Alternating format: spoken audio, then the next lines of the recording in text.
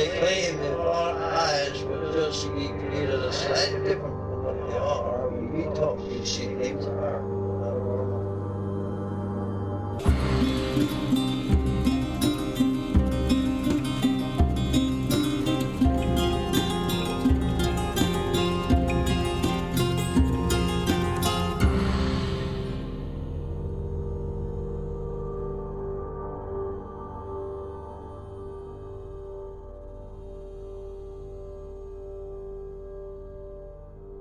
Welcome to Strange Familiars. Allison, Yes. how are you doing? I'm doing well. Have you noticed it's spring? Like, Feeling better? yeah, it's like Brigadoon. I just wake up, I'm like, oh, whatever happens from like October through. I mean, I'm only good for about half a year, basically. And the other half of the year. Once again, we are lady hawking because this is the time of year when I start to get depressed and like the heat's coming. And I guess I'll be inside for a long time because I can't stand the heat. And I'm like, I need the sun or I will wither. Not that I need to sit out there like with one of those. You remember those like trifold aluminum things that the women would sit outside with when we were kids? The skin cancinator? Yeah, and then they would like slather on extra oil to make themselves, not to prevent anything, but to make them tanner faster. Yeah. On tonight's show, been a while since we had an on-site episode. This is sort of an accidental on-site episode. We didn't set out to do this. You just want to take a walk? Just wanted to take a hike. Take a hike, Tim. And Chad and I actually had plans to take a hike, and Chad fell asleep. And I thought my hiking options for this night were done. And then Octavian's like, hey, we're going out. Want to go with us? I was kind of like, yeah, why not? Let's go. So we went to this place called Fishing Creek Preserve, and we had an interesting night. As with all on-site shows, I want to mention that the audio is variable. You know, I do my best to boost it and clean it up to make everybody audible. Do you hold it the whole time, or is it in your pocket? Well, so it depends. If I have my backpack, I have a pouch that Chad got me that's strapped to the strap of the backpack. So it can sit there. Like a kangaroo. And it's good. You know, it's just on, and it's pretty secure. So, you know. But this night, I didn't feel like taking my backpack, so I had it in my front shirt pocket. So it's kind of muffled a little bit like, compared to normal. Plus, I was using my old recorder because I haven't yet taken all the audio from Indiana off my newer recorder. If I remember correctly, at the most exciting portion of this story, you're urinating? Yeah. So do we get to hear that? I think is really what everyone's maybe if you waiting. listen really, really closely, you'll hear your frothy stream. I'm mostly saying no over top of it, though. So, oh yeah, sometimes I do that too. This was sort of a self-fulfilling prophecy from last week's folklore and peeing conversation we had. Is it? Yeah. Remember how I said you're supposed to warn first and apologize after? Oh yeah. I did not warn. You really should warn. Yeah. Can we also adopt that policy in our own house? Hey, everybody, just want to tell you. Hey, I'd just like to warn everybody. There's something afoot. All right, let's go ahead and get to this on-site episode. It was with Octavian and Ian, both from Strange Dominions podcast.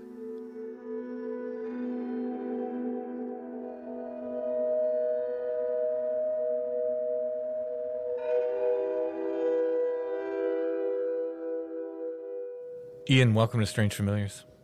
Thank you, Tim. It's a pleasure to be here. You've never been here before? Only by myself, listening to the show, which is amazing. Thank you. It's an honor to be on. Octavian? Hello. You're not welcome. I know. I rolled out of a ditch right here in the kitchen. Leave. Me too. Oh, boy. Well, here we are again. Saturday night. Mm-hmm. And Sunday morning. Yeah. Early Sunday morning. We decided to go on a little night hike at Fishing Creek Preserve in Lancaster County. It's in Drumore. I never know if it's Drumore or Drumore. I think it's Drumore sounds right to me. I think it's Drumore. I think it's Drumore. Yeah. I didn't know what to expect. You know, I've been out there before, and I always liked the place, and I always compared it to Toad Road, as like the way it feels and the way the road runs next to the creek and everything. And Ian and I had never been there before. I had never been there before. Yeah, we were just trying to look for a place to do a night hike, and I thought, I just didn't want to like mess with ticks and like get into brush and stuff. So, like, it's got a nice wide place to walk, and it's ostensibly a road. I mean, you can drive on it, but it's through the woods there. All interesting events later. It was a beautiful spot. Oh yeah, it's gorgeous. And listeners, when I talk about places you can go, you can absolutely go to this. This is a public place, Fishing Creek Nature Preserve. Check it out. It's beautiful with or without the other. Mm-hmm. So sometimes I go there in the heat of the summer when all other hiking is too hot for me, and just hike through the middle of that creek. Mm-hmm. Just cool off and just walk right through the creek. Yeah. It's a good place. I agree. I hike too a lot. Now it's getting to season, so it was good to find that place. Oh, yeah. It was perfect temperature for this time of year, and no bugs. Yeah. It turned into a very interesting night. Yeah. And it's the way we were doing is basically an out and back hike. We're basically walking down this road. It crosses the creek a few times, and walking back. Mm-hmm. Got our feet soaking wet crossing the creek. We thought it might be a little shallower where we crossed, but sorry about that. It's okay. I think Clean my boots. We were wet up to our shins, I think. Yeah. I've been thinking about just us walking through that river. And I've just been thinking about it a lot since we got back from that. And maybe in the woo way, it just felt a little impactful. Well, I mean, ever since Indiana, like there was something about that when we were making tea from stuff in the landscape and literally imbibing the landscape. And I was like, I don't know if you need to do that to experience the other, but it certainly helped make you feel like one with the place, right? Mm-hmm. Mm-hmm. And I've been doing that with things I've gathered at Hex Hollow, making tea from there. And I definitely want to go back during the day and forage some stuff. Maybe I'll take John with me and he can show me everything that's edible out there, and make some tea from stuff there and sort of be one. But that's the same sort of idea, like putting ourselves actually in the creek, Mm-hmm. sort of becoming one with the landscape. It's very therapeutic talk on the way. We'll say out and back, right? Yeah. So on the way out, it was very therapeutic. I was like, We were getting into Yes. some pretty deep and personal stuff. yeah, just having like dude talk, right? Mhm. Like it was just one of those moments where it's just like, let's just talk. Yeah. It was heart talk. Yeah. Because it stayed with me too. Like, Yeah, it was good to like, just feel like, have that moment where you just be like, man, I just want to share some stuff with you guys. I just want to talk and just share that stuff. So that might play into it too, right? Yeah, and he even was saying the day after, like with how open you were, he feels that, and I do too, that definitely contributed to the level of phenomena that we were encountering, like shortly after we kind of went through all that. Yeah. My thought was, and that kind of connects with the thought that was in my mind. It might be wrong, but when we walked through the stream and we were having a lot of open heart talk, that's kind of how it struck to me. It was very open heart talk, and both seemed very cleansing. The idea of purity of heart. Oh, I like that. And it stuck with me, and it's something that I kind of follow personally too. And, even in our esoteric side that me and Octavian engage in, that's in some of our interests. The idea of, across cultures, is that to really interact with the spirit world, to do magic or otherwise, there needs to be a certain level of purity and cleanliness. Not only body, but heart. Like the idea that your heart needs to be open. Mm-hmm. There's a certain level of value in a confessional, whether it's intentional or kind of through when you're walking through a thing. And then when you're at the end of that, it's like you shed your garments of the regular world, and then you are a little more open, whether that's valid or not. That's just, it felt like that looking back and while we were doing it. And like the idea of washing your feet from passing on from one zone to another just struck me. Yeah, I like that. So I don't know if you guys felt that at all, but No, definitely. No, it felt meaningful and it felt good. Like, first of all, if you ever want to get me talking, just get me in the woods, and I'll start. Yes. That's because I start feeling good, and I start feeling like, and I needed the walk. I hadn't taken a hike in a few days. I did as well. I needed to be out there, so that was good. And I had some stuff weighing on me, and I was just, man, it's just having friends to talk to. It was good. It was really good, and that was like the way out. Mm-hmm. I didn't really share that, but in a very similar way, lately, and with the same result. Mm-hmm.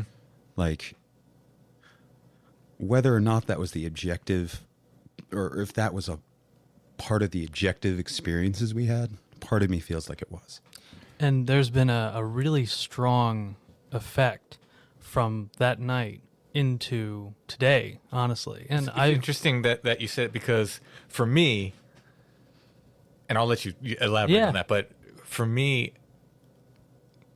I was talking about this on Discord a little bit. It's impossible for me to separate this from the Witch Diggers experience. I'm sure. I think that's only natural. Like, how are they really? I don't know, but it just feels connected in that same sort of depth. You know? Yeah. Well, I've been pretty open on my show, and I think I've mentioned it on Strange Familiars, that I came into, I've always been into the paranormal, but I really came into magic and the occultism by way of this pretty grandiose psychedelic experience I had when I was 25. And life after that trip really felt black and white.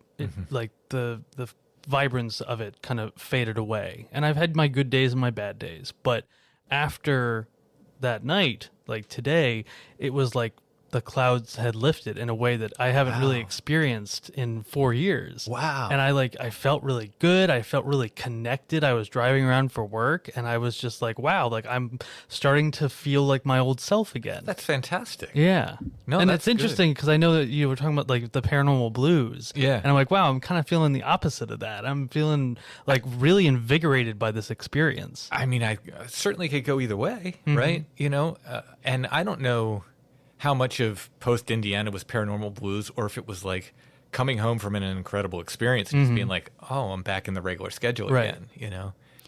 But yeah. That can happen. Yeah. Walk out, deep thoughts, right? Mm-hmm. And then we did hear one sound. I see, in my memory, like everything we heard was on the walk back, but we did hear this one sound on the way out.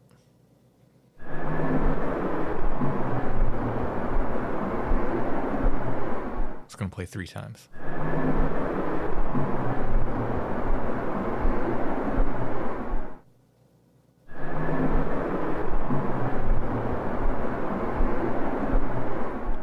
The interesting thing about that is it has an almost gear shifting sound in it. And there were several sounds we were hearing all night. We're like, is that a car? Is that a motorcycle?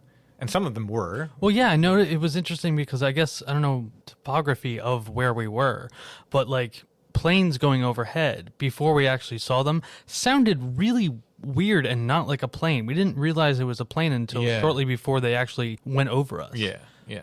So when I played that sound, that one might be a vehicle. Mm-hmm. I'm not entirely sure, but we didn't note it as a vehicle. We were like, what's that? That's weird. That's what we noted it as. Let me go ahead and play the clip that goes along with that. Now, what is that? Was that a frog or was that something else? Just to test that it was what it was until you know what it was. It seemed longer than a frog. Very low and long and drawn out. Yeah. All right. The next thing that happened, Ian found this structure. I don't know if I'd call it a structure. This X. It's very pointed at. Yes. It looked, I mean, perfect. There'll be an image of it in the show notes. I mean, it's like this perfect X on the bank. And if you want me to share kind of my introspection at the time that I remember. Well, let me play the clip, and then we'll come back to that. Not staff ready.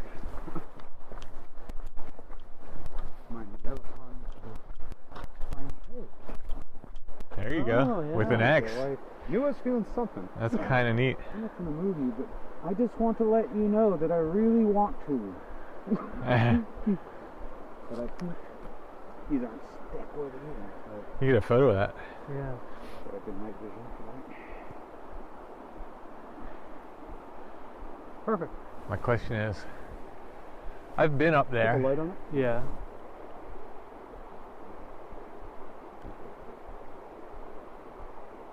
Good. I've been up there at night. Can you take a slow? Some water. Did something weird happen up there? No, I just went up there with Chad when we were here.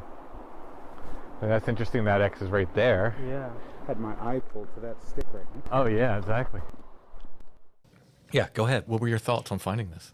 I was just making notes to recollect earlier, and I remember that was, aside from the sound, that was really the first thing. And we really just had a generally good, open, kind of like bro talk. Right. And it was just a great hike. Yeah. And I remember just out of the corner of my eye, I didn't even say, I think it was a feeling first. Like I had a feeling of like a walking stick. And out of the corner of my eye, I just see this long, perfect walking stick shape. And I thought of some memories that, I've done. I spend a lot of time in the woods, and I do spiritual things in the woods. And in the past, I've kind of been hiking, and I've kind of said a little prayer before, or a connection request to like, I need a staff, wizard stick. And each time I've done that, I found one within 30 seconds, almost perfect. And I had that memory, and I looked at the stick, and I was like, okay, this isn't a good stick. It's rotten. And then as soon as I looked over with a light, we all saw this X, and it was maybe 2 feet to the right, and it was a perfectly balanced X of thick sticks. They were pretty straight, right in the middle, and this is on an incline too, so it wasn't flat on the ground. It was sitting at pretty solid angle, and it was right there. Right. See, that makes me think back to that first clip I played, and that came after. You can hear it in that clip we just played, where one of us says, "What was that?"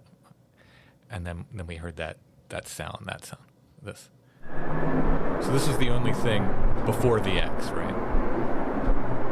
I already played it, but we'll hear it again.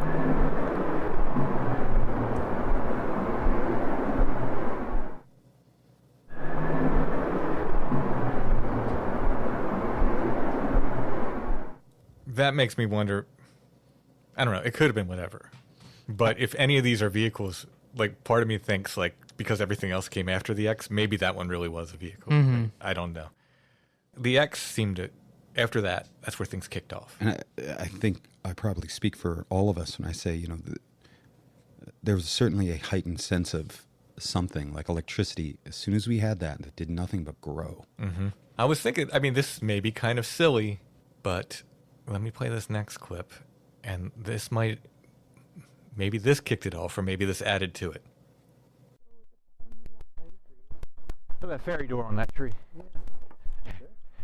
No, down the bottom. Oh, yeah. Sure. That's a car, I'm pretty sure. Motorcycle, maybe. Yeah. You shit your pants when a little gnome opens that door. What do you want? I tell him. Good conversation and safe passage. So you knocked on the fairy door. I did. I called it a fairy door. I recognize it as such.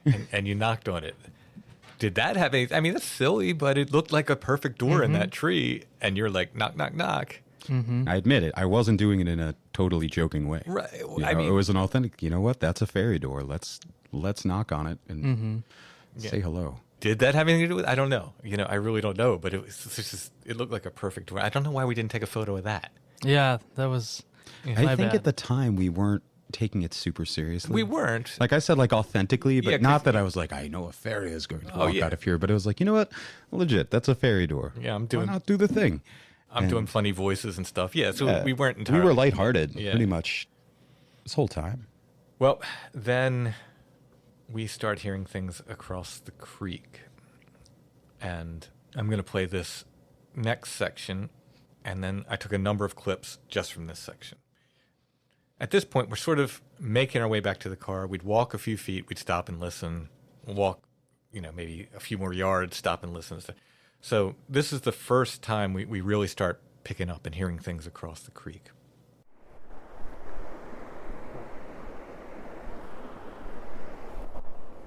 Something low across the creek. Bird. Ooh, low, like that. Chill here for a second.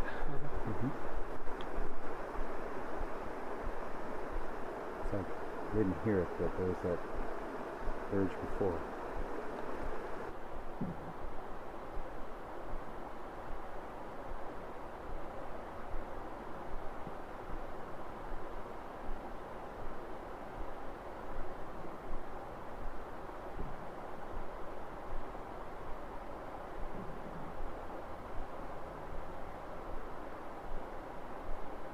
There's a sound. Yeah, it's like a, yeah, you know.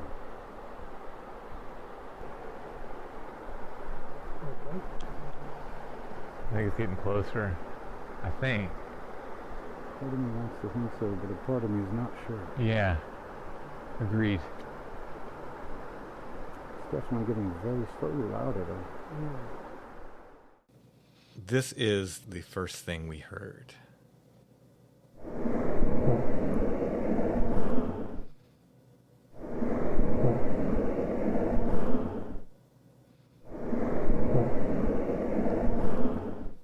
And then we actually were commenting that we kept hearing like gorilla sounds. Yeah, calling it. basically. I mean, that's pretty in your face. Mhm. I mean, I can't think of anything else that lives in, around here. and just deep. It's Like low. subterranean. That's what I was saying. I made a couple of Facebook posts about us being followed around by these subterranean groans and grunts. Troglodyte sounds. Yeah. And I had a note there is it's like is it most representative ?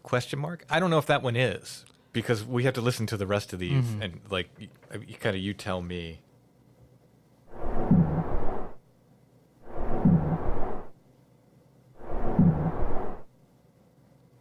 And I have to note again, there's so many sounds on these recordings. I was telling you guys before we started recording. I had to just pick the ones where we actually commented, where we actually said, did you hear that? Or there it goes again, or whatever. Then I would find the one we were talking about because there's so many sounds on there. I mean, I'd be all day and night pulling sounds out. They're all very similar to these. It's nothing like if it was something crazy, I would have pulled it out. It's very similar. Like these kind of low, grunty things are all over that recording. This is the second one we heard and played again.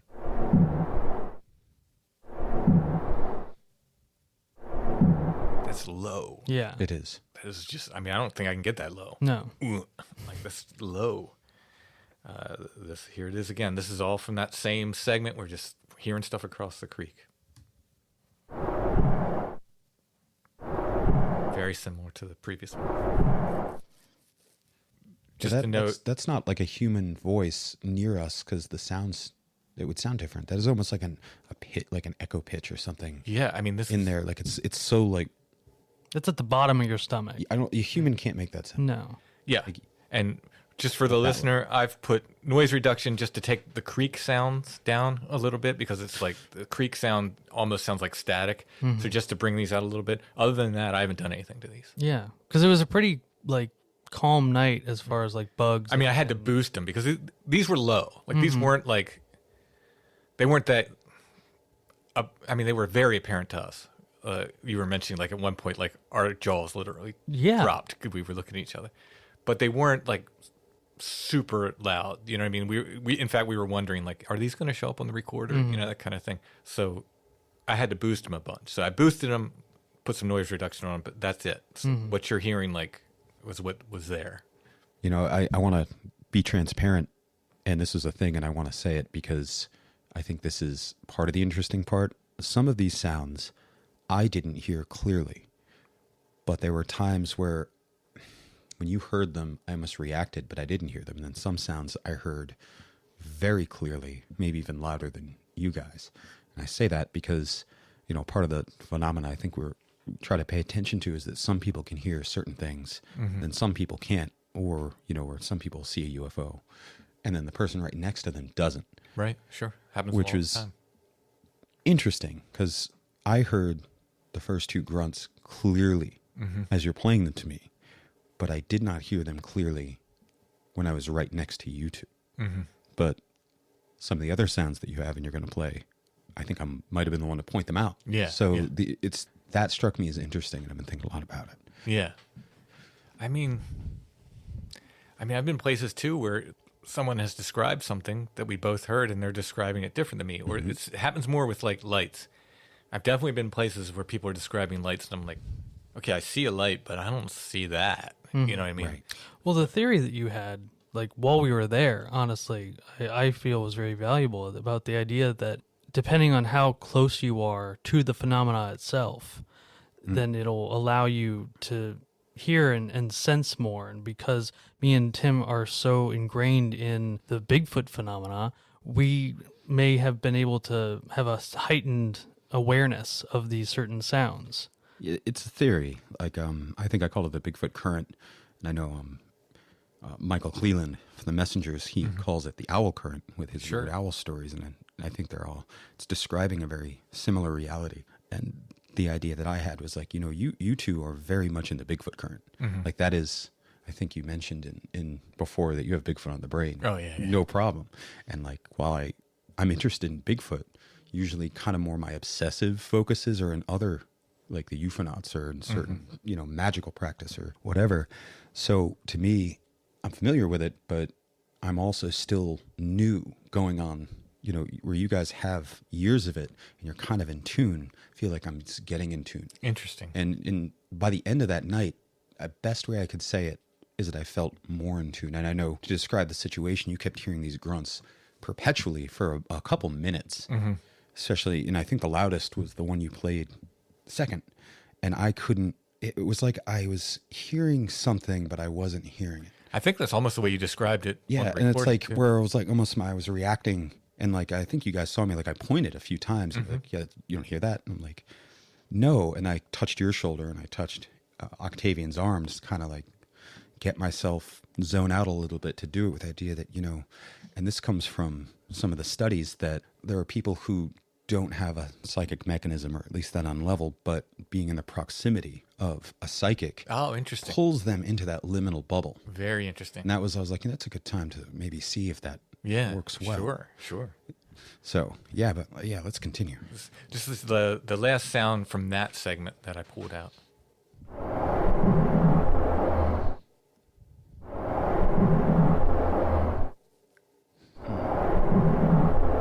Much longer. Much longer. The other ones, I want to mention, like, with the ones that were a little bit quicker.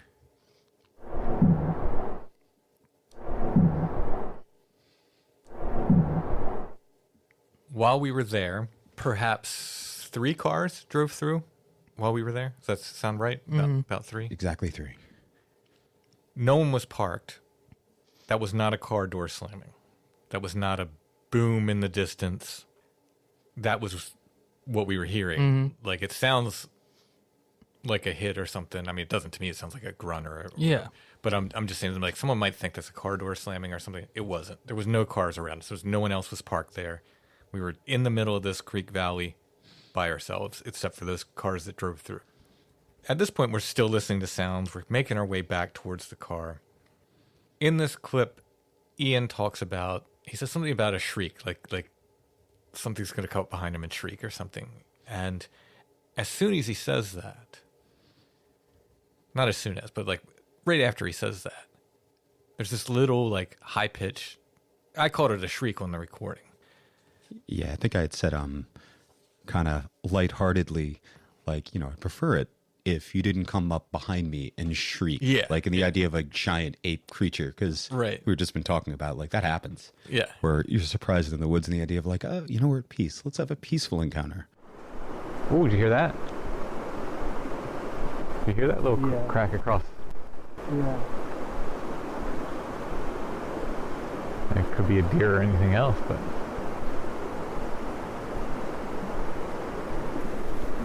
It's like hearing little sounds just under the wavelength of sounds. Yeah.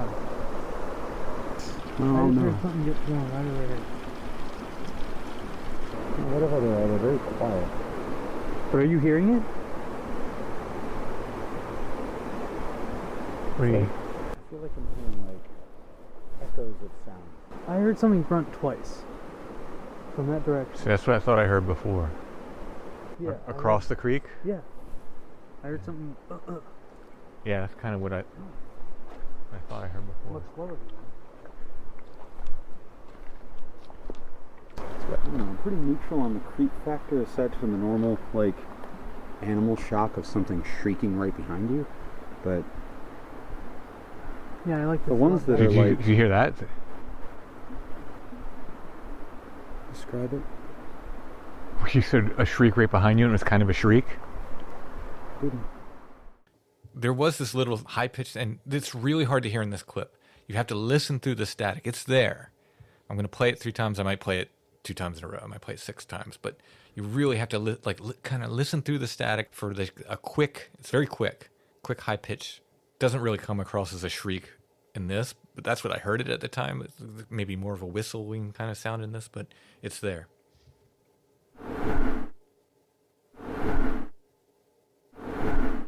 Very quick.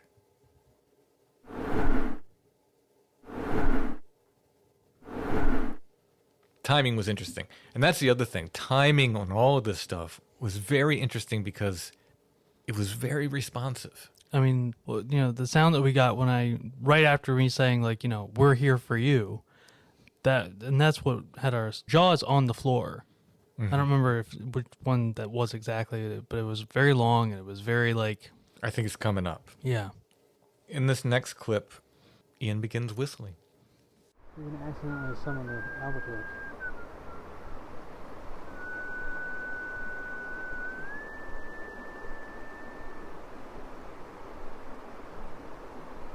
I heard it. The air just changed. I felt a temperature drop, if that's what you're saying. It might have been it. Yeah, that was a kick. I heard something over there, and at the same time I heard something back there. At the very least, it's perhaps we were shifting a liminal degree.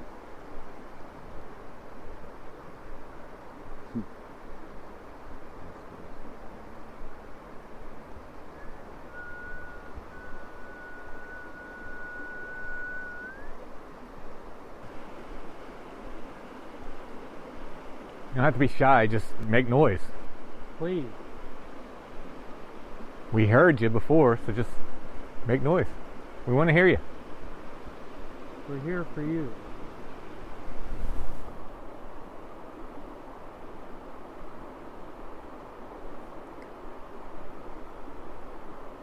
Thank you.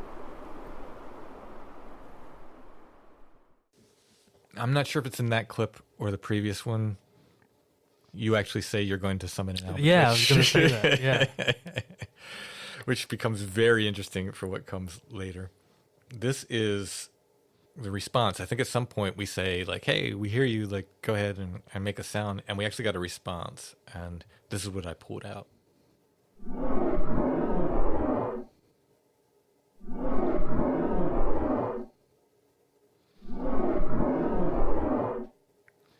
Now that sounds so much more like roar and aggressive, and Some of that is it's a different kind of noise reduction because that was lower. Yeah, it was very low, and it did not sound Lower in volume, rather. Oh, okay, but like when we were there, Yeah, no, we heard it. That was the heard one it. I think you and I looked at each other literally with our mouths open. Yeah. Like it literally just responded to us. right. Yeah. But it didn't sound that aggressive when we were there. No, it didn't. That's Nothing really Some did. of that is an artifact of the noise Right. reduction. You can tell I used a different kind of noise reduction on that than the other. It almost sounds like a very low warble. Yeah, I think some of that is an artifact of the noise reduction. But you can, if you listen through the, you hear the. Mm-hmm. I do. Yeah, here I'll play it again. So Yeah, I hear it. yeah, that's kind of more representative of what you're like. Okay, this next clip, again, we're continuing. This whole walk back, we walk a bit, we stop a bit and listen. Walk a bit, stop a bit and listen. The recorder was in my shirt pocket, and a lot of the walking, because it's bouncing around and just rubbing up against the fabric, when we're talking and walking, virtually useless as far as for a podcast, something to remember. I really need I don't know if they make like a selfie stick or something to, I'm sure to hold they a do. recorder or something like where it's out there. And also there's a lot of times like you were generally a little bit further away from us, so you're really quiet a lot of times. So like, that would be useful to just sort of, hold it more towards the person. And we'll talk speaking. about what he was doing when he wasn't necessarily right next to us. I also admit that for most of the entire time we were out there, I forgot you were recording. Oh, interesting. So it was just kind of me in my zone at the time and just kind of being very natural. And it's interesting because I don't know if I would have acted differently if I had recalled that. Like, I guess somewhere I did. Must have. Because you had it in the very beginning and then I didn't think about it until... Because I had the my end. recorder, but the second I turned it on, I was at like very low battery, and I think it died within maybe a few feet of us leaving the car, so I didn't have a chance to use my recorder. In this clip coming up here, I will note, and we've been noting this on the podcast, because when it initially started happening, I thought it was cell phone interference, and that's it. And then some listeners started pointing out, hey, that interference tends to happen at really interesting times, to pay attention to that. Then I started paying attention to it. I'm not entirely sure how I feel about it, because I can make this sound happen with my cell phone and the recorder. That said, we had no service down there. No, not at all. None. Like, I was trying to text my friend, nothing. It was completely dead, like airplane mode dead down there. This interference does come at an interesting time, so I left it in there so people can listen for that. Ian did some knocks. After the knock, we felt like something may or may not have been thrown at us. We don't know if it's like something you loosened up by hitting or if something really got thrown at us. No, it's too low and too quiet, but you heard it. Oh yeah. It was an absolute response. Oh yeah. Wow.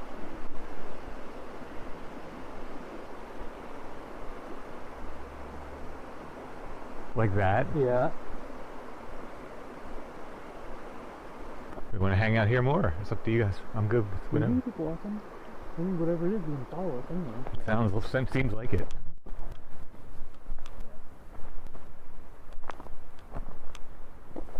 Yeah, it got real quiet, didn't it? You heard that? The water sound got quiet. The creek sound. I mean, it's a little to the left, but it did get quiet. And you're right, Ian. There is a light that keeps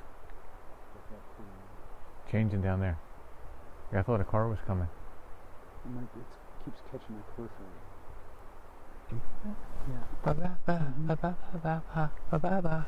Like babbling. Yeah. Let us hear you. Okay, that was a car, but the timing was essentially perfect.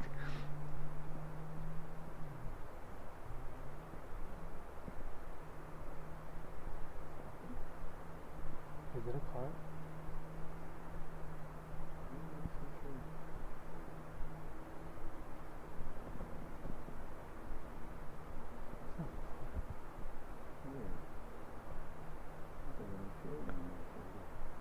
That wasn't a car, was it? No, it wasn't. That is. That is. That was a direct response. Thank you. I'm not fully convinced either, because it's these sounds are coming from a thing, not just a presence, but something with form. There's got to be more than one, because they're here, and there, and it sounded like over the hill too. Would we agree that this, for the most part, kicked off after after Ian found the X? Yes. Yes. Maybe I can't tell. That's a bike in the If it is, it's covering the same territory again and again. Yeah, it's like going in circles. There was a light in the trees that just came on and off really quick, and I've been staring at that area the whole time, and there's no star.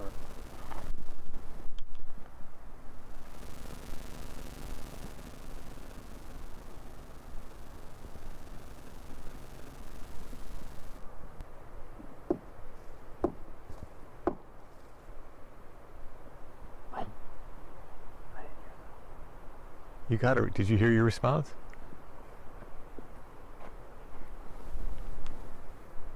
Got a very low bump. Yeah. I mean, Just one. But it was right when you finished the 3. Do it again.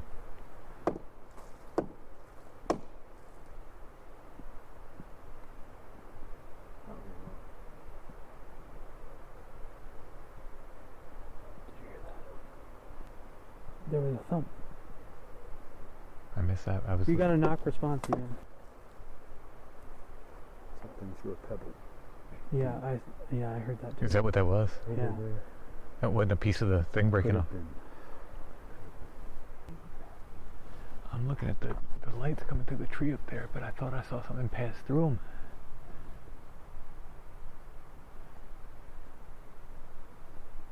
Just like a shadow pass between the trees, or a silhouette. Nothing distinct, just enough to black out the light for a minute or a second. I'm seeing like a shadow move back and forth. Yeah. Yeah. We're swearing that there's a shadow that's passing in between the trees. I saw it on the other side when I heard something up on that hill. I thought I saw something new on the other ridge line that blocked that road. Really?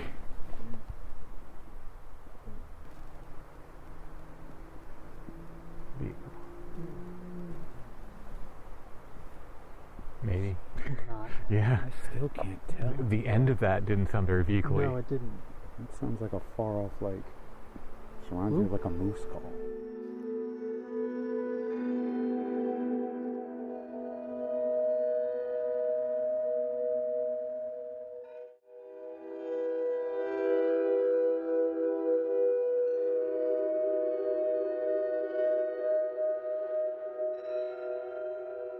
The other thing we were hearing, there's a good example of that in that clip. Let's talk about these not motorcycles. Mm. We kept hearing vehicles. And I think some of them maybe were vehicles. Mm-hmm. But there was one sound we'd hear, and we hear it again and again, and we go, oh, that's a vehicle. And then in the middle of it, we go, oh, that's not a vehicle. Yeah, because And then we go, oh, no, that's a vehicle. And then at the end, we go, oh, that's definitely not a vehicle. I'd say so. We were really paying attention to what a vehicle should and would sound like. Mm-hmm. And we definitely identified a few, especially early Mm-hmm. when we were towards the end. And by that time, I think we were used to the few vehicles we did hear because there weren't a lot. No. And then it was unmistakably, the sound kind of transformed. Yeah. Right, yeah, because it would sound 100% like a vehicle. And then And it would trail off and morph into like some kind of like a weird cry, growl. It was almost like got louder, deeper, and closer in a way, but not like it was coming towards us in the Right. woods, but like it was like off under the hill or over the hill, but So- not. It's weird to explain. And it wasn't like full on Doppler effect where you hear it, that kind of thing that's coming and going. But it did seem like it emanated from the same place, right? Mm-hmm. So if this was a vehicle, we said this, I don't know if it's on the recording. I don't know if this made the recording. That's the bunny in the background. If it was a vehicle, like say it was a motorcycle, it was starting in the same place. It was going for roughly the same amount of time. Mm-hmm. And then it would reset and start in the same place again. 5 times, however many times we heard it, without the sound of it like looping back. It's not like you heard it loop back. So it's, a whole series of motorcycles that 5 guys gathered up on the top of a hill and they rode one at a time, rode their motorcycles down and turned them off. Like, Or it's one guy and he's driving it out and then turning it off and then walking it back. Or there's a portal and he's just continuously starting and stopping at the same points. yeah. The problem with this is there were vehicles, right? So there were vehicles, but this was weird. And it's one of those things where it's like, just have to ask the listeners to trust us that there was something about these. There was. And my last comment, you were describing it like it had to be vehicles kind of going back and forth from a kind of point muffled by the acoustics because it was a valley, sort of. To me, it almost sounded like it was rising in pitch and going back down. Okay, Like yeah. that's how it was. It's like a wide sound that was getting higher and then lower, not moving. Does that distinction make sense? Yeah. I think I'm Yeah, probably not totally. describing it well. Right. So Like it's not like the Doppler effect, like I was saying. It's Right. It's just the rise and fall of the actual. And I think we all, kind of check for the Doppler effect, thought it might have been, but after a while, at least from my perspective, it didn't sound like that. And it definitely didn't kind of towards, because I think it came and went once or twice. Mm-hmm. Oh, yeah. Yeah. I mean, it went off a few times. Almost every time we're talking over it because we're like, oh, that's a car. Oh, no, not a car. Wait, no, that's a car. No, that's definitely not a car. You know what I mean? Like, Yeah. So this is the one clip. It's at the end of it. So when I play this, what we were hearing was like drawn out for a long time. I don't know how long. It was many seconds, like long time. This is a clip towards the end of it where it changed, where we go, right before we go, oh, yeah, no, that definitely wasn't a vehicle. So this is like just the end of whatever we were hearing. But I did capture this, and people can maybe hear a little bit what we were talking about. I believe you called it a moose call, Ian. It reminded me of that. A very big one. Here we go.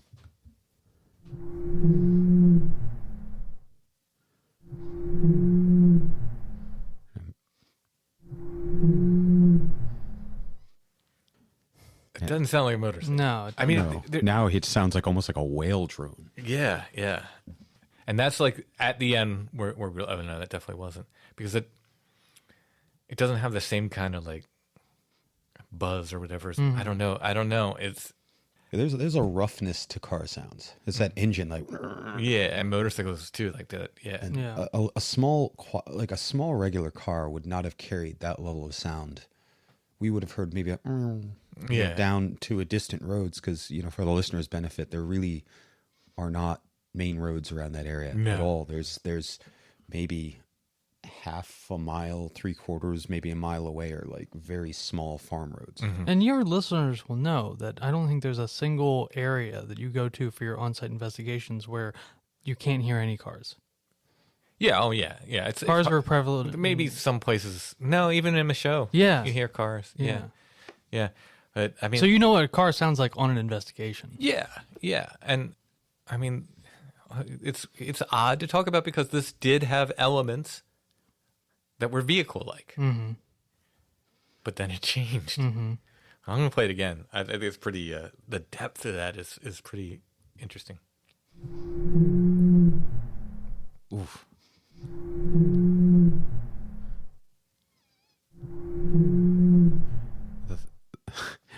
The thought I said moose sound. It reminded me of that, and I didn't really say it clearly. I didn't want to sound leading, but it reminded me of a sound under the earth. Yeah. Almost like a machine sound, not a gear, but like take a giant metal beam and somehow bend it. You ever heard like metal bending? Yeah, sure, yeah. But deep and almost muffled, but it's just a weird sound. Yeah. And once again, we do not have moose here. We don't have elk here. I don't know of any deer, any buck that can get that low. I'd like to see them. If so, there were cows towards the one end of it. Mm-hmm. We weren't at that end right now. And it wasn't a cow. Trust us. It wasn't a cow. I don't know what that was. I don't really know what any of these sounds are. Yeah. But I'm just saying we had a weird night and things were responding to the things we were saying. Directly. Yeah. And these seemingly intelligently. These were the sounds that were there. All right. Let's go ahead and play this next clip. This is the walk, sort of final walk back towards the car. I'm getting a very faint wet dog feces smell. Yeah, I'm getting the wet dog thing. Unless we stepped in dog. Yeah, I'm getting it.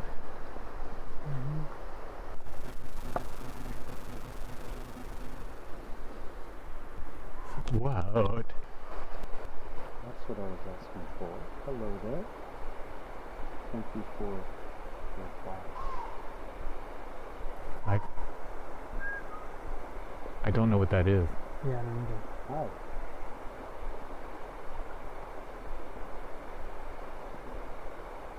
That's what we were looking for.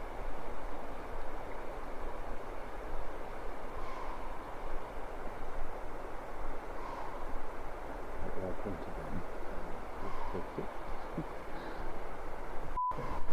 I don't know.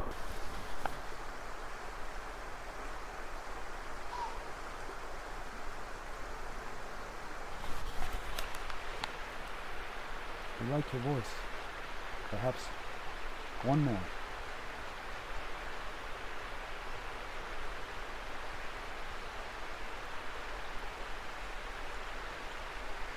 That's nothing.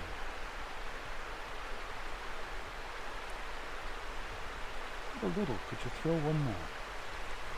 Appreciate it.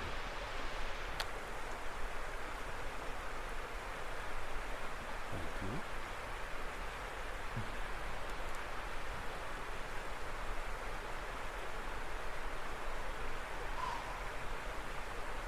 Thank you. Let's keep walking. Of course. You like to walk with us for a while? Ooh. Yeah. Alright. Definitely walked with us. It's coming right along with us. Stories that they like to sing. Music they like, I don't know about singing. You can, if you want to walk with us, you can, but we're not going to hold you up. It's your home. We're very thankful we could spend some time in it. It's weird because this is one of those things. You were describing it as a whistle almost right away, right? Yeah. Whistly. And I was describing it as a cough right away. Mm. And for the sake of moving the story along and moving the podcast along, I cut a lot of this out because you get the idea, right? You get the idea with what's here. But this thing, whatever it was, and we'll just shorthand say fox, but we'll come back and talk about that a little bit too. It followed us along this creek for, my estimate is about 5 minutes. Does that sound right? Mm-hmm. It followed us a good long time. At least. Yeah. What you don't hear in this clip is a big crash in the woods, far bigger than any fox could possibly make. Mm-hmm. I could not pull that out. I listened for it. I couldn't pull it out of the recording. And the fact that, once again, it was kind of being responsive. It's like, hey, make that sound again. It would sound off again. Mm-hmm. But I think more than that, because, hey, maybe a fox is going to fox, right? It's going to, is the way it followed us. It followed us for so long along this creek. Along this creek. I think you said at one point you were a little worried, like, is this like a rabid animal? Yeah. Like, Because being with you, you've gotten me all freaked out about, yeah, I'm safe. raccoons and things like that. But, that creek was not very deep and not Sure, very anything large. could have come across that creek. And the reason I called it a whistle is because out of everything we heard, that was the highest pitched sound. Certainly. Yeah. Except maybe that what I was calling the shriek, but Yeah. Or the whoops that we were kind of hearing. yeah. And I want to allow that it could be a fox, right? Mm-hmm. This could be a fox. Foxes cough. This is one of the many variety of sounds. It's funny, you hear it the first time it goes off, it scared the heck out of me. Mm-hmm. You hear me go, what the? But because it was audible, it's very audible for extremely. us. It's like right there. Again, followed along with this. Most foxes, they don't really want to have anything to do with people. It definitely seemed like it heard us, like, we're talking to it. And I don't know. Let me go ahead and play it.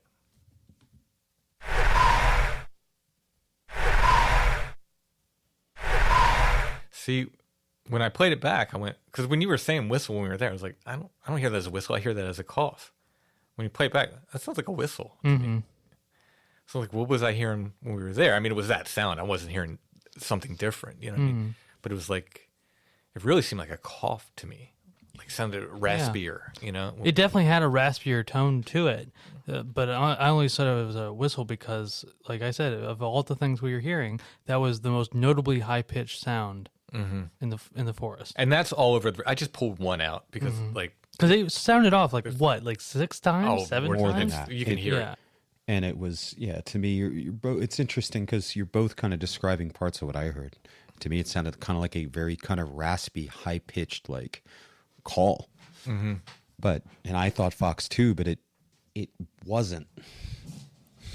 Yeah, that's the only way. And then the the confirmation, which you said didn't show up on the recording, which is unsurprising but unfortunate, was a very much a solid confirmation that it was not normal in my eyes. You're talking about the crash. Well, it was something that it called out from a specific Oh, yeah. area for about a minute.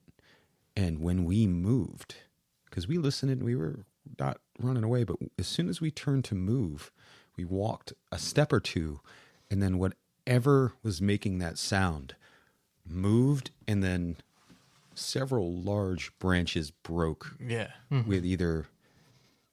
Maybe if it walked through branches that were attached to a tree, but it sounded like something big and heavy just stepped on. Yeah, well, that's what I'm saying. And That's what I was broke calling through the stuff. crash. That's Yes. yeah, which I couldn't pull out. And yeah, it sounded like it had to be something at least man-sized. I mean, this was like, I can't imagine a fox making that much noise. No. And it was fairly singular. Yeah. Like a buck would have kept going.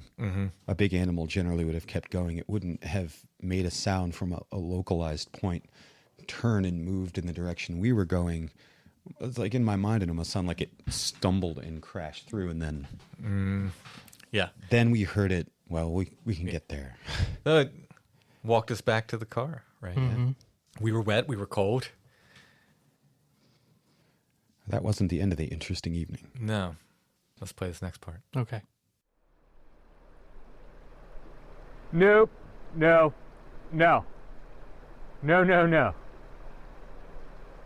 Nope.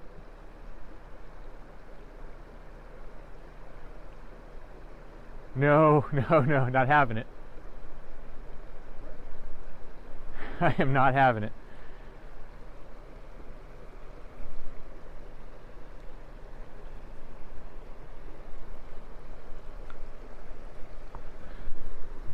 Fucking hell.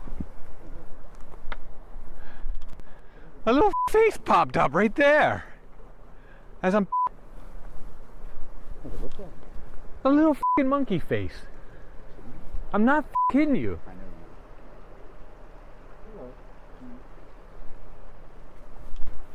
That's why I said no. I'm like not having it. Not that close.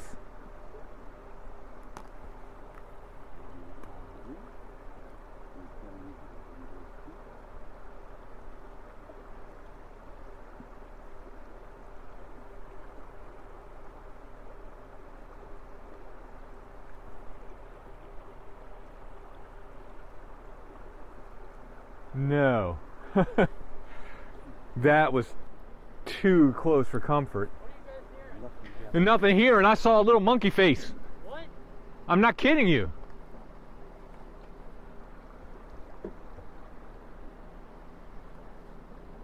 Pretty good success.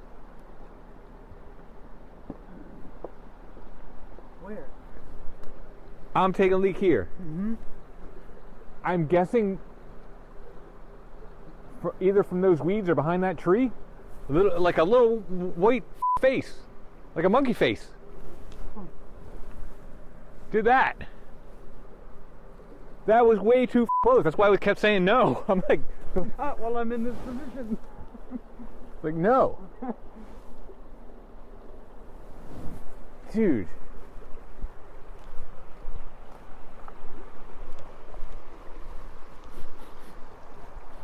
You smell that? Come here. It's that same smell. Yeah. Yeah. I don't know where, I mean, Well, it couldn't have gone anywhere. It was here and then it wasn't. That's all I can say. After about the third or fourth time I said no, it looked like it just turned its head and then was gone. No. The f***ing hell. That was too close, man. It was little, I guess. Yeah. We're talking Albatwitch. I don't know. It was little. Wasn't big.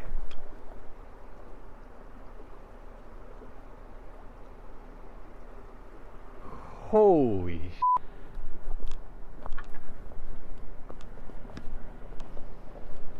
Where was Ian? He was over there peeing. Oh, okay. Man, my heart's pounding. I'm sure. That was weird. That was, Yeah. dude. Like, I want to say, because I had my flashlight in my pocket, Yeah. like this, Yeah. and your lights were on. Uh-huh. There's nothing down there. Yeah. It's like it came, it's like it peeked out from behind the tree. That tree's not No, there's nothing good. like, but it's just this little freaking face just came out, just like that, Uh-huh. and just looked up at me. I like locked eyes with it, and that's when I started saying no. What color was that? Black, Oh, okay. like dead black. And when I say white, I mean it was like very very pale Yeah. tan, like Yeah. like white, like it wasn't like ghost white like my sweatshirt, Right. or like super pale tan, like the color of like if you strip the bark off of wood or Uh-huh. something, yeah, like that. Huh. Holy! Wow! Right when I'm peeing too. I didn't finish? I didn't warn. Oh. Oh, I finished. Yeah, that's why I said no. I wasn't about to Oh. stop. I didn't warn. Well, I'm Oh. sorry. I'm sorry for peeing. I should have warned you first, I guess. Although it didn't. It looked curious. It didn't Mhm. seem angry. Yeah. It wasn't growling or anything. Holy moly! Oh man, this has been I thought we were just going for a walk, quite Yeah. honestly. Is it ever just a walk with you, Tim? Sometimes, Yeah, I know. but wow. Was her face, like, was there hair around it? I couldn't tell. Like I don't know if there was or if I was sort of placing it there because it looked so sort of monkey-like. You know what I mean? Yeah. I think so. Okay. I think You saw like a nose and a mouth? because it didn't seem like a floating face. Yeah, I saw the nose and the mouth. It seemed like a face that was definitely attached to a body. Like that's the way it peeked around and looked. Hey, sorry, my language, No, you're but fine. Oh, you're talking to the podcast. wow, wow. I thought you were just talking to Ian. I didn't realize you were by yourself. No. Oh. I was waiting for it to heat up. So, yeah, I don't know if you could tell what happened in that series of events there. I went to relieve myself, and I just talked about this on the show about warning beforehand, and I didn't do it. I had to go real bad. And as I was relieving myself, let's judge the distance here. Is that about 10 feet away? Yeah, if that. I would almost say 8. 10 feet away, down a little bank heading towards a creek. From behind a tree, it looks like this little monkey face pops out. And for reference, folks, I'm bigger than the tree, as in like width. Yeah, I'm thicker than the tree. Yeah.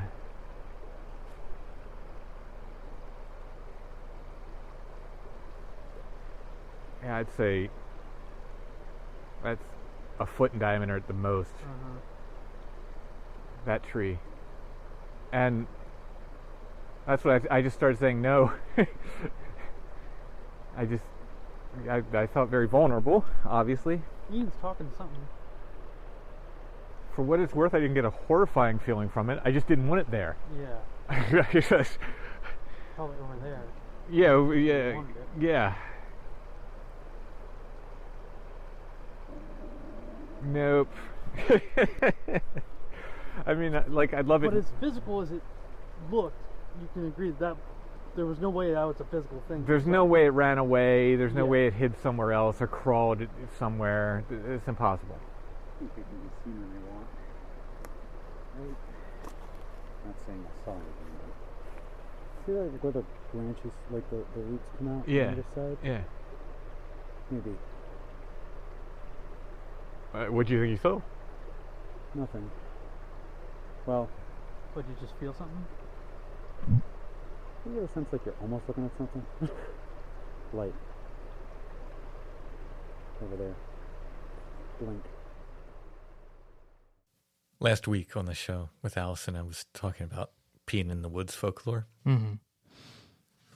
And I said the folklore is you warn before you pee and you apologize afterwards. Did you? I did not. I did not warn before I peed. You know what's really funny? I was peeing when you were peeing, and I totally 100% did.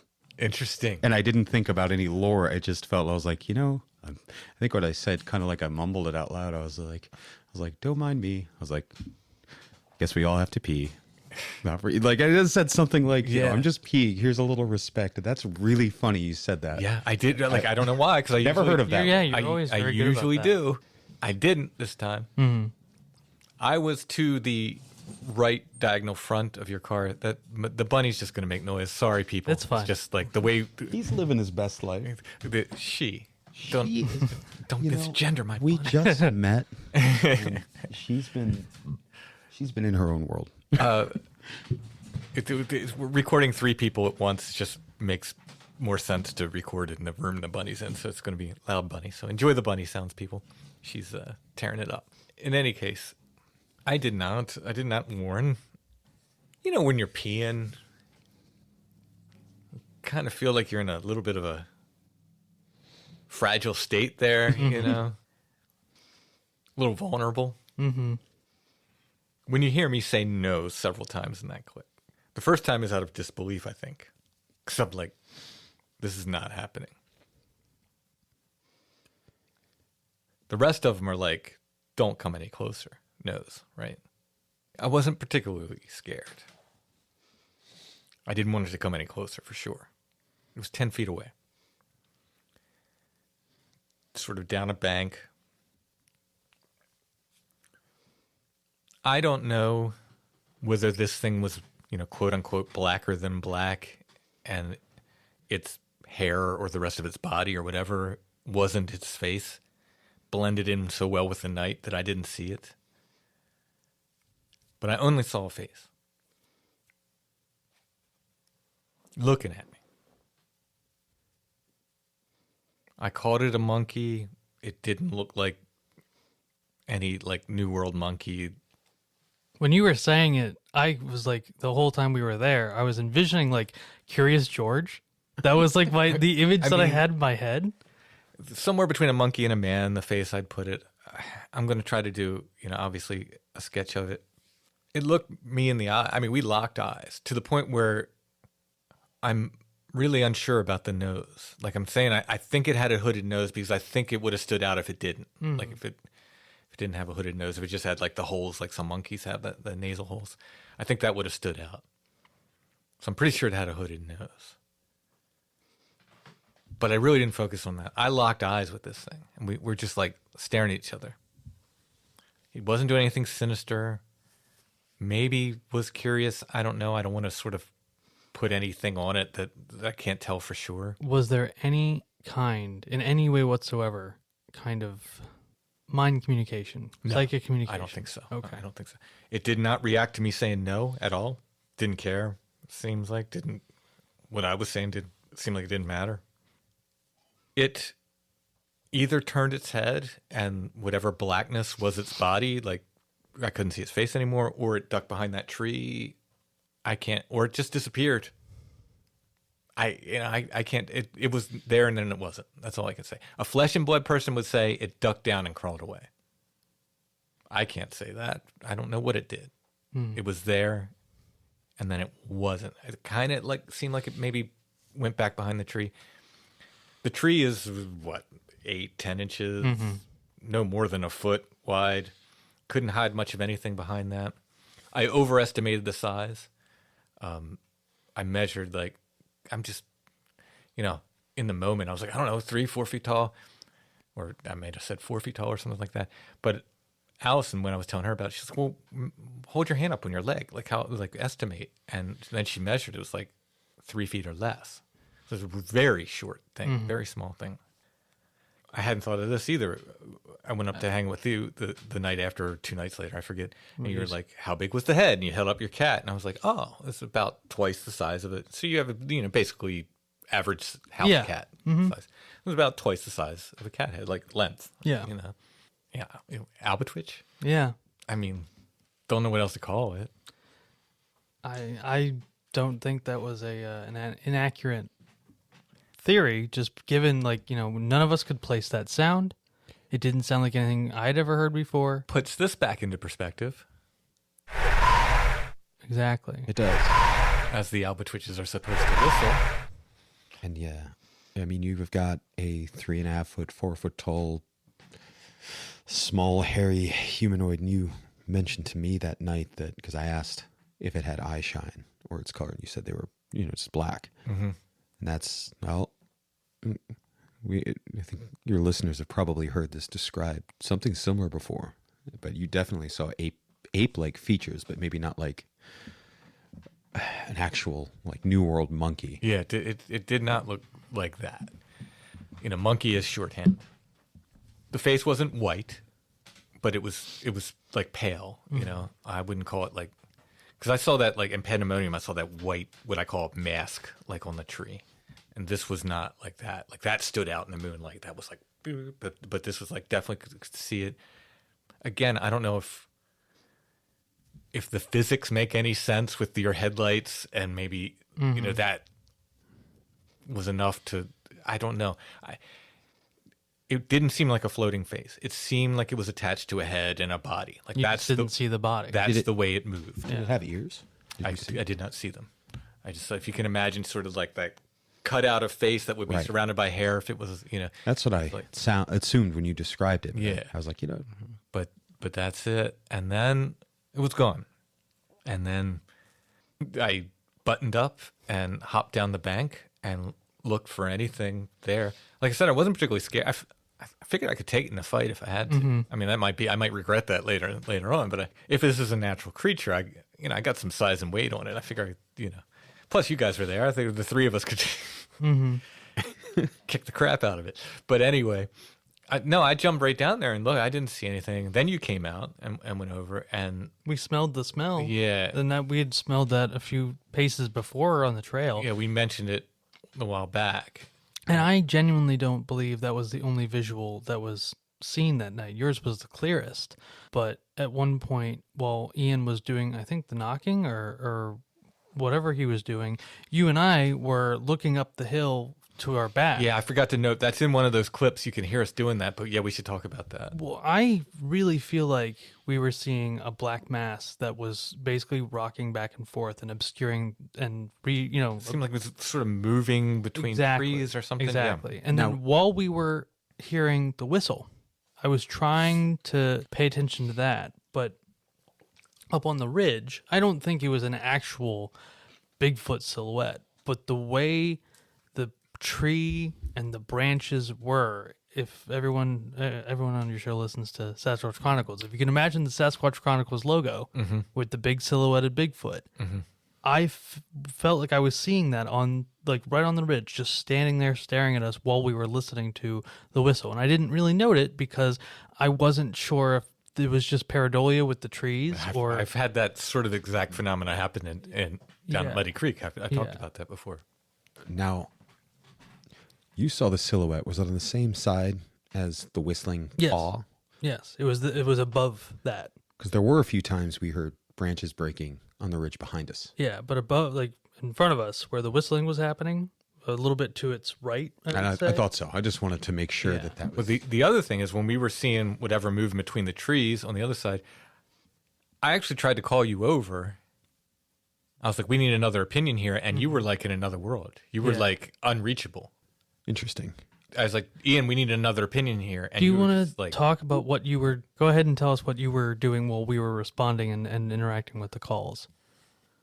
Okay, so I didn't really mention it to either of you until later. I was doing some kind of, it's private, just spiritual techniques. Like I'll preface to say the first part of the walk was kind of just a regular good walk, but especially after we saw that X, I kind of got in a mindful mode to connect with the forest and any potential entities there. And nothing like huge witchcraft, just kind of, I had the mind to open my heart and try to kind of communicate in a certain way I hadn't done in that way in a while. And of course, we had the knocks, and it was like, I did a tree knock with the wood that we heard and all that. But at that time, when we were on the bend, and that's right before we heard the shrill call that was down, I want to say, because listeners might describe it as not praying by any means, but just kind of very low, using low words, just communicating with the forest. And whenever I had like an intuition or an impulse from a direction that we were looking at, because there were times where I think we were all just kind of getting feelings, and then almost immediately a sound would happen or something. And on that note, I was putting out, it sounds wooey, but kind of a great intention to kind of just see if I could feel where it was and put that out. Because I kind of usually run on the idea. I'm a little less of a flesh and blooder and more that there is a spiritual element to this. And there's a flesh and blooder in this room? The rabbit. But I started doing that a little bit, not serious. And I had left, and you didn't mention it, but before we heard the shrill whistle, when we heard that low droning sound and you heard the grunts, and I think right afterwards, I left a small amount of tobacco on the rock and dedicated it to, the forest spirits, and kind of like, all right, let's, here's a gift. I said a small dedication to it. Hold on. Did you hear that? I heard that. What did you hear? Like a whoop? Yeah. So, and that was given with intention, and I had the mindset of talk to it as a person, give it lots of respect, show it some love. We're in its home. And with that, I didn't get in a paranoid or fearful state, but the communication seemed to ramp up, and then we all were doing that. What I didn't had mentioned is, again, I do scrying sometimes, and I use it on my necklace. I don't do it often. I just wanted to experience what it was, but kind of asked a yes or no indication, like, hey, how's the tobacco received? Is this a welcome thing? Did you enjoy it? Is that all right? And I got a yes, and I asked a few other questions, which were more designated on, it's my personal interest on what exactly type of entity might be here that we could be dealing with, whether it's just one other or subsets, like kind of, are you a forest spirit? Is that a good way to call you? Or are you people of the forest, like a spirit or something else? And then I asked, and I've never asked that, but I said, would you describe it as the hairy men? Just something that, kind of my term for it, right, which sure. I pulled from a grimoire called the Arbatel, but that's a different thing. We'll talk about that later, maybe. And I got a yes, positive. And before that, I didn't really distinct. I kind of had this idea that, all right, what I would call like the woods people, or basically, as you call the Wildergeist, that there wasn't really a distinction between the hairy men and that, but I got a good one. And I was like, all right, that's pretty confirmative. And the last thing I asked on that scrying was to point in the direction of where exactly it was when we were at that bend. And it did. And then you guys heard the last series of the grunts coming from that spot. And to mark that ahead, I was like, all right, we'll go with that. That seemed pretty validating. And the second time I did a more intentionalized, I think when I was maybe zoning, it was right before we heard the whistling call. Like, I went a couple feet away and I kind of got into a meditative focus, and I really put myself out there, like, come on, connect. And I articulated, like, come on, we just want to talk to you. And I was respectful and say, let us know, and you heard that we were speaking about it, and we heard maybe a couple more stones, and put it out there. I used a pendulum one last time, well, my necklace. And I said, okay, where are you now? So we'd kind of affirmed that it was following, and in the exact spot, not 5 seconds later, those whistling calls started. And I was like, all right. And it was immediate. And I think you guys remember, because I walked over to the edge of the woods, and I was like right there. Oh yeah. Yeah. You were like, yeah, that's what I was waiting for, or something like that. You were, yeah. And that was, so it was community. I didn't really mention it because I was like, all right, I don't know if that's going to add anything to this discussion. It's more about, we are interacting right now. But to me, it was valid, and he brought it up, so I'd share it. So just the few moments before, when Octavian asked me if I heard that, we locked eyes. There was just like a whoop from, I guess, outside. Yeah. At the Like mention of while tobacco. we were like talking about this stuff. Yeah, while you were talking, we just heard a whoop. Yeah. One real quick A one. little weird. I'll see if I can pull that out. If I can, Yeah. I'll tag it at the end. You asked me if I felt that whatever I saw had followed us back. Mm-hmm. I mean, short answer, I don't know, but yes. Like Yeah. that. If I feel that, like, am I feeling that? Yeah, I felt that whatever that was walked us back to the car. Mm-hmm. I peed. Maybe I did the wrong thing by not warning. You were like a little shook but excited. Yeah, I was not. Yeah, it wasn't like the whole night was that way. Yeah. It wasn't like scary. It was like exciting Right. and like good, and like it didn't have that like oppressively fearful thing Not that at you all. can get sometimes. But it was just like, oh, this is really cool. This is really cool. I was talking about kind of feeling electrified. It was like we were alert and maybe expecting in a weird way. Like there was that sense of exciting and liminal that built, especially from that X. Yeah. Well, what I felt, I've felt this before, and I think as a musician, you can speak to this, that when, like, especially with your jamming with someone, and you hit that point where you're both in sync and you're, playing off of each other, and you get that, it's a very physical feeling. Mm-hmm. It's like that connection. Once the grunts really started, I started to feel that way, that very similar like just, perfectly locked in to one another and the phenomena at the same time. Mm-hmm. And that was a really like special feeling for me.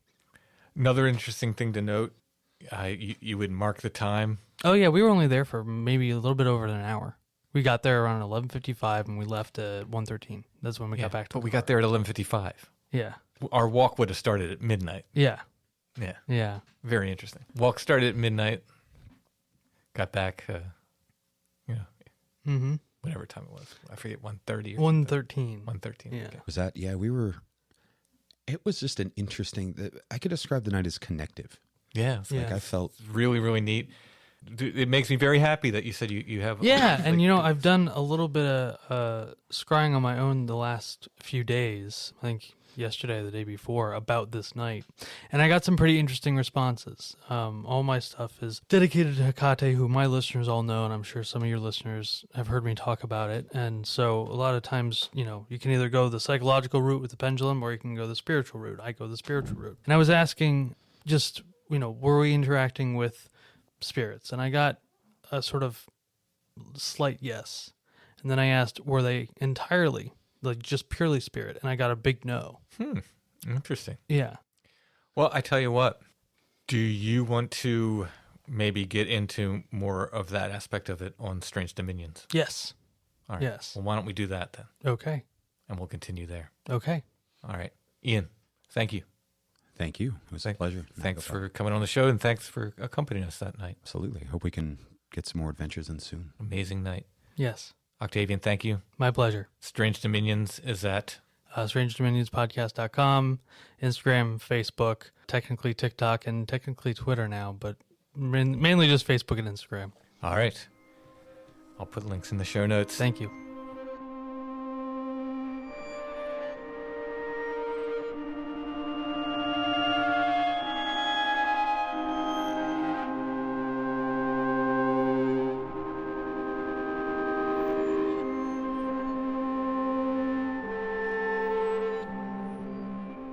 Strange Familiars is brought to you by our patrons, because we could not make Strange Familiars without our patrons. Thank you so much, patrons. Thank you for all your help. Thank you for everything you do. If you'd like to help us out and get more content besides, you can become a patron at Patreon. It's patreon.com/strangefamiliars. All of our patrons get commercial-free versions of the weekly shows, plus extra content. We do at least one full episode for our patrons every month. Sometimes we do more. Once again, that's patreon.com/strangefamiliars. If you are an Apple Podcast subscriber, there's a program there called Patron of the Strange. You can sign up there and get the weekly commercial-free episodes as well as the bonus episodes monthly. And once again, I'd like to thank all of our patrons, no matter where they're signed up.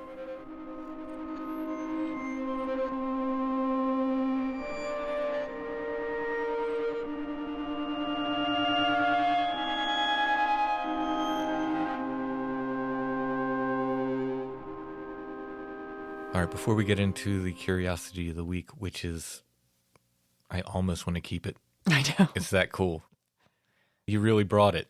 I know, because I was giving you guff last week for slacking off on and the then I curiosity. specifically saw it and I was like, if I get this is going to be the next. You brought the goods this week. Well, before we talk about that, I want to mention that Chad will be at Nessmuck's Spring Festival in Morris, Pennsylvania, this Saturday, April 20th. It's a woodsman-y event. He'll be there. I think he'll be there selling axes and wool and, the stuff that's... Is it like a mandatory buffalo plaid kind of event? Or can you just roll in? I imagine like there's going to be a lot of buffalo plaid there. Do you think there'll be but one also they mini would be skirt? very happy if you showed up in a miniskirt.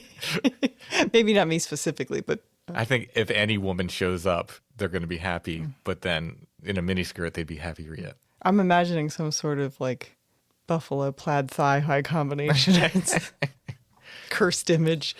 So again, that's Nessmuck Spring Festival this Saturday, April 20th. Morris, Pennsylvania. Chad will be there. He invited me, but I would have had to get up at like 5 in the morning or something. There isn't even I refuse to believe there is a 5 in the morning. There's a 5 at night. As my 5 boss in the says, no single digit AM numbers. Yeah, exactly. All right, let's get into this awesome curiosity of the week. I also got you something else cool this week. I brought home 2 cool things. I'm drawing a blank. What was the other thing? the sort of the folk cures thing I got. Oh, that was awesome. Yeah. Oh, yeah. Yeah. I'm sorry. I forgot I put it up on Instagram and everything. Yeah. I forgot about it. Yeah, Allison got this amazing like diary from the 1930s of all these local folk cures and stuff. And it's really cool, like just handwritten. I cross-reference like some with the long lost friend, like the Stop Bleeding and one of the other ones, I forget. And it's different from the long lost friend, so it's really, really cool. Basically, from what I read, vinegar cures everything. Hey, it's what you put on your pot pie. It's what you put on your British fries, and it cures rabies too. Can we make something to put vinegar on soon? Yes. I like vinegar. Yeah, that was an awesome find. That's like a folkloric treasure is what you found in that. And it's like really cool. And the person's like vaguely related to you, right? Yeah, it's like somebody was related to my cousin's kids' family. Yep. So what is this again? It's called what? It's called a Buzza motto. Buzza was the company. Okay. And it was a guy who started a company like in the early 1900s. And then he kept having to kind of pivot when things weren't working out. He did greeting cards and everything. And then these became really popular in the 20s and 30s. These like small Art Deco things. A lot of times they're for like mothers, sisters, there's friends. They're sort of ornamental things that you can give, as a gift. But this one is like, I have a cool one for sale now that has peacocks on it that I wanted to, I kind of wanted to keep it, but I decided to sell it. But this one has like this guy sitting on top of a mushroom. Yeah, this is a little gnomey guy sitting on a mushroom. It's amazing. Like, I love this. It's with the gold printing and everything. Yeah, it's like from that time when the printing was fantastic too. Yeah, that's the other thing I like about these. And they always come in these adorable little Art Deco frames. And he's got an umbrella. It's raining. It's about the weather, right? It's like Yeah, but he's just sitting on top of this like crazy psychedelic mushroom and wearing these little pointy shoes and little hat and wings, like little fairy wings, right? He's a fairy. It's like a fairy guy. Isn't it? I guess those are wings, yeah. Yeah, I think he's a little gnomey fairy guy. He's awesome. Yeah, a little fey creature sitting on top of a... Whatever the weather may be, says he, whatever the weather may be, it's the songs ye sing and the smiles ye wear that's a-making the sunshine everywhere. From the writings of James Whitcomb Riley. So this has got a date on it of 1925, so we know exactly when it's from. And this is original too, because I've seen they have these little hooks like this, and that's how they were hung. So this is entirely original. All right, that is a super cool Curiosity of the Week. On point, on brand. I even mentioned a gnome in this episode. Not that I saw a gnome, but hey, there's always next week. I mean, I don't know what maybe it was a gnome. I don't know what I saw, but yeah, totally on brand. I'm proud of you. You did it. It was so many weeks I was lacking. You brought your A game to the Curiosity of the Week. I will take a photograph of that. I'll put it in the show notes. If you click on that, it'll take you to our Etsy shop where you can purchase that and other Curiosities of the Week, those that are left. Also at Etsy, artwork, original Zen prints, including the original art for this episode.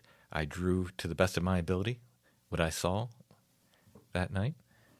That'll be in there. You can purchase the original. There's other originals there. There's prints there. Copies of my books are there. If you get them from Etsy, they come signed. You don't even have to ask. We've got Strange Familiars t-shirts, stickers, patches, mugs. Check out our Etsy shop. The shop name is Lost Grave. But if you type in Strange Familiars, you should see our stuff come up. And that's it, I guess. That's it for oh, no, you know what I wanted to mention before we go? Mm-hmm. So this, we'll call it an Albatwitch sighting shorthand. I guess it's the best. I don't know, but I don't. It's an unidentified little person. Yeah, I don't. An alp. I hesitate to. Coining that. It's good. It's an alp. I hesitate to call it that just because I don't know what, I don't know. You know what I mean? And I kind of felt bad because the sighting spread around really quick as an Albatwitch sighting. Mm-hmm. I mean, I guess that's the best name for it. It was it kind of looked monkey-ish, kind of. But in any case, Rick Fisher, I think, was the first person to sort of spread it around. He kept my name off of it. I wouldn't have cared if he did or not. Obviously, I'm talking about it now. But he went out there the next day to look around and down the creek a little bit. And he said he doesn't think it's anything. He said but it's interesting. And he sent me photographs of it. He found little bare footprints. Now, he thinks it's where a kid took off their shoes and was in the mud. But still, it's pretty interesting. Oh, that's cute. Just little bare footprints were right down the creek from my sighting. Pretty interesting. I guess the thing is, anybody who doesn't know what they saw would probably end up with that. I mean, isn't that how it kind of arrived, right? People saw things they didn't understand. I think you're right. Yeah. Yes, I mean, Yeah. if, in that way. If you see something weird and little in this part of Pennsylvania, you just throw that name on it, right? Yeah. Yeah. Why wouldn't you? What else would it be? Makes sense. Was it their subcategory? Yeah, I don't know. All right. Thanks for listening, everybody. We'll be back soon with more Strange Familiars.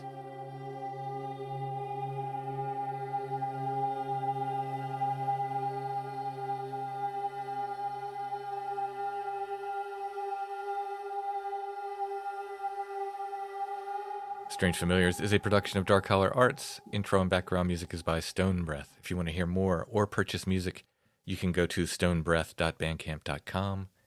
We're on Instagram at Strange Familiars, one word, no underscore. We're on Facebook, facebook.com/Strange Familiars.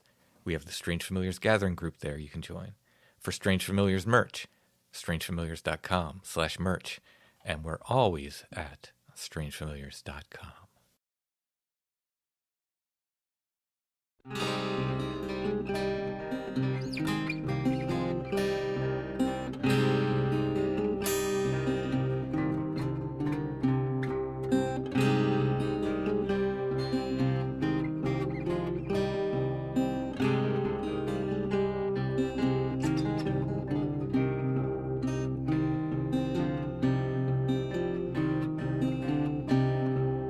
Mother of crows hangs on that tree to sing the death of a dream to me. Who is listening? The dead and gray Where shall I find thee? in the rain.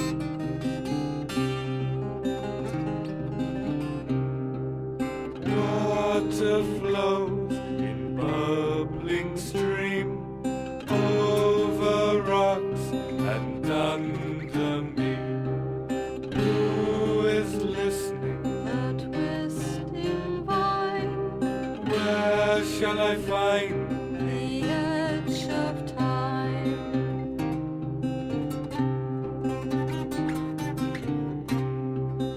North wind shade my eyes from stars?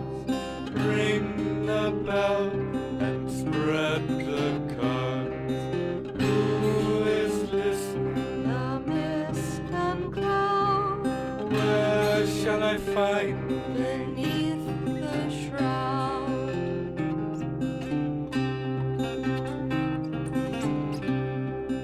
Tell me who to sing to them. I am singing into the wind. Who is listening? Sticks and bones Where shall I find thee? under stones.